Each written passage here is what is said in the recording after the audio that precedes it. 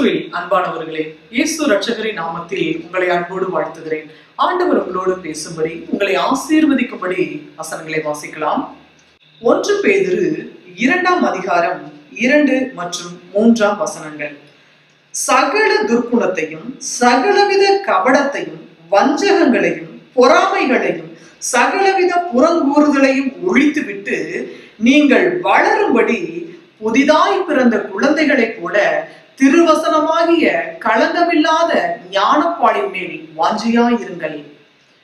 பாருங்க, ஆண்டவருடைய வசனம் விதமாய் சொல்லுகிறது, நீங்க எதை ஒழிக்கணும், எதுல வளரணும் அப்படின்னு சொல்லி ஆண்டவர் சொல்றாரு.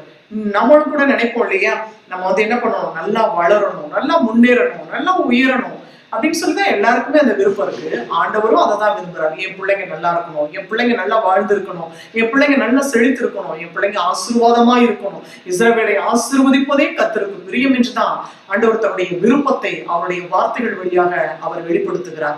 அப்பிரியமானவர்களே, நீங்க வளரணும் அப்படின்னா ஞானப்பாடின் மேல், இந்த வேதத்தின் மேல், ஜீவனுள்ள தேவனுடைய இந்த வசனத்தின் மேல் நீங்க எப்படி இருக்கணுமா, வாஞ்சியா இருக்க வேண்டும். நிச்சயமா என் தேவன் என்னை ஆசீர்வதிப்பார்.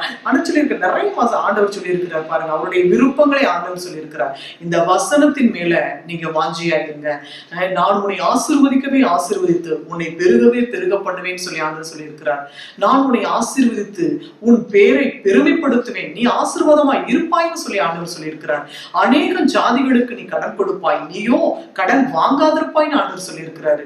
மலடியை பிள்ளைத்தாட்சியை ஆக்குகிறவர் அப்படின்னு சொல்லி எவ்வளவோ ஆண்டவருடைய ஆசீர்வாதமான வார்த்தைகள், சகல விதமான நன்மைகளை, சகல விதமான ஆசீர்வாதங்களை உங்களுக்கு கொடுக்கிறவர் என்று வசனம் விதமாய் நிறைய அடுக்கிட்டே போலாம். ஆண்டவருடைய மனசு, ஆண்டவருடைய இருதயம், அவருடைய விருப்பம், அதெல்லாம் ஆண்டவர் அவருடைய வார்த்தைகள் வழியாக, வசனங்கள் வழியாக, இந்த ஞானப்பாடின் வழியாக உங்களுக்கு ஆண்டவர் சொல்லி இருக்கிறார்.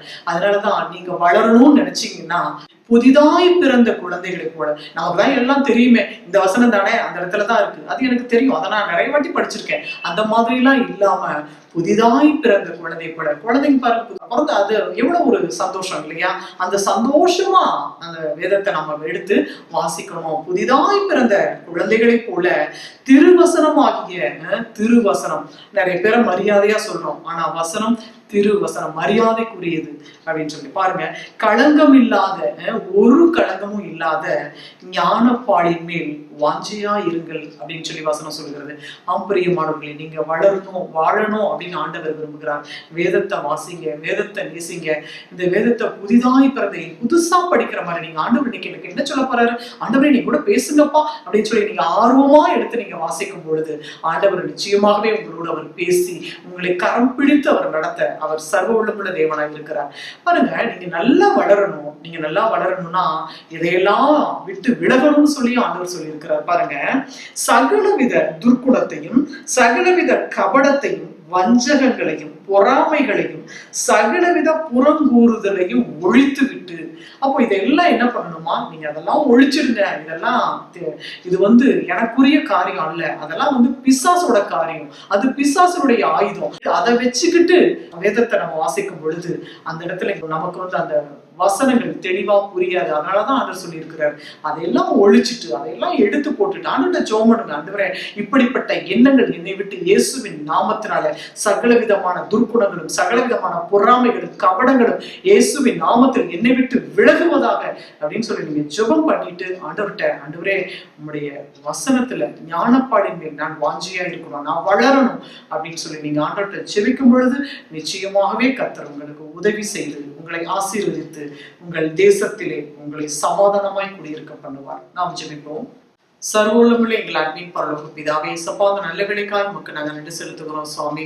ஆண்டவரே, சகலவித புறங்கூறுதலையும் பொறாமைகளையும் ஒழித்து விட்டு, ஆண்டவரே எல்லா கபடத்தையும் அழித்து விட்டு ஒழித்து விட்டு தகப்பனே, உம்முடைய ஆண்டவரே களங்கமில்லாத ஞானப்பாடின் மேல் வாஞ்சியா இருக்க, புதிதாய் பிறந்த குழந்தையை போல ஆண்டவரே நாங்களுடைய வேதத்தை வாசிக்க தகப்பனே எங்கள் ஒவ்வொருவருக்கும் கிருபை தர வேண்டும் என்று சொல்லி நாங்கள் ஜெபிக்கிறோம். அப்பா, வீணான காரியங்களை உம்முடைய ஜனங்களை விட்டு எடுத்து போடுங்க சாமி.